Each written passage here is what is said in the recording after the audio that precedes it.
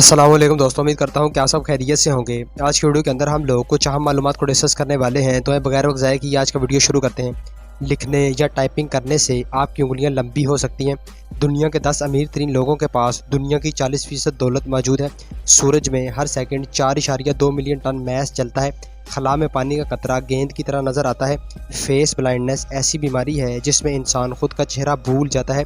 जंग अजीम दोम में 6 करोड़ से ज़ायद लोग मारे गए। खलीफा हारून के दरबार में वक्त बताने वाली घड़ी यूरोप से पहले मौजूद थी। बैटरी को 1800 में मुतारिफ कराया गया। यूरोप में एक दौर ऐसा भी था कि बिल्लियों को शैतान समझकर मार दिया जाता था।